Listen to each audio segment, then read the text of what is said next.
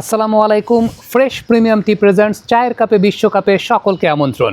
দেশ বিদেশে দাদাগিরি, আমরা হক্কল সিলেটি। সিলেটের সঞ্জয় দেব বিশ্বকাপের দ্বিতীয় উদ্বোধনী মঞ্চে পারফর্ম করেছেন, যেটা কানাডায় অনুষ্ঠিত হয়েছে। তবে এই পারফরমেন্সের সবচাইতে উল্লেখযোগ্য বিষয় ছিল তার স্লিভে তিনি এক টুকরো বাংলাদেশের প্রতিচ্ছবি এঁকে নিয়ে এসেছিলেন এবং বারবার সেটাকে পয়েন্ট আউট করে দেখাচ্ছিলেন। সবচেয়ে উল্লেখযোগ্য ব্যাপার হচ্ছে বিশ্বকাপের মঞ্চে তিনি পারফর্ম করছেন, তবে সেটাকে তিনি কোনো ইন্ডিভিজুয়াল গ্লোরি হিসেবে দেখাননি, তার দেশকে প্রতিনিধিত্ব করতে চেয়েছেন। আমরা দেখতে পেয়েছিলাম তার স্লিভে লাল সবুজের নকশা রয়েছে, তার স্লিভে রয়্যাল বেঙ্গল টাইগার ছিল এবং সেই সঙ্গে বাংলাদেশের জাতীয় প্রতীক শাপলার নকশা ছিল।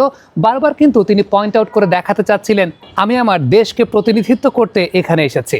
কড়ালিকারের অ্যান্টিঅক্সিডেন্ট ও ফ্লেভোনয়েড সমৃদ্ধ ফ্রেশ প্রিমিয়াম টি এক কাপে কাঁপিয়ে দিন। সঞ্জয় দেবের জন্মটা বাংলাদেশে হলেও তার বেড়ে ওঠা কিন্তু ক্যালিফোর্নিয়ার স্যান জোসে। আন্তর্জাতিক পর্যায়ে ডিজে এবং মিউজিক প্রডিউসার হিসেবে তার চেনা জানা রয়েছে। সেই সুবাদে ফুটবল বিশ্বকাপের মতো আসরে পারফর্ম করার সুযোগ পেয়েছেন। আরও গর্বের বিষয় হচ্ছে তিনি প্রথম বাংলাদেশি হিসেবে ফিফা ওয়ার্ল্ড কাপ 2026 এর অফিসিয়াল অ্যালবামে নিজের গান অন্তর্ভুক্ত করার কৃতিত্ব অর্জন করেছেন। তার এই গান সিরসির অফিসিয়াল অ্যালবামের অংশ হিসেবে বিশ্বমঞ্চে বাংলাদেশের নামটা তুলে ধরেছে। সঞ্জয় দেব শুধুমাত্র সিলেটের না, আমাদের পুরো বাংলাদেশের গর্ব। এবারে ফ্রেশ প্রিমিয়াম টি প্রেজেন্টস চায়ের কাপে বিশ্বকাপের আজকের বিশ্বকাপ কুইজ। আমাদের আজকের বিশ্বকাপ কুইজ, এখন পর্যন্ত বিশ্বকাপের মঞ্চে ব্রাজিল এবং আর্জেন্টিনা মোট কতবার মুখোমুখি হয়েছে?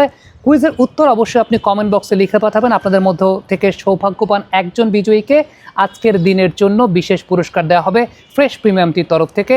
এবং পুরো সিজন জুড়ে যারা কমেন্ট করতে থাকবেন এবং সঠিক উত্তর দিতে থাকবেন, তাদের মধ্য থেকে সেরা 3 জনকে বাছাই করে দেওয়া হবে একটা স্মার্ট টেলিভিশন। এই পুরো বিশ্বকাপটা আপনি থাকুন ফ্রেশ প্রিমিয়াম টির সঙ্গে।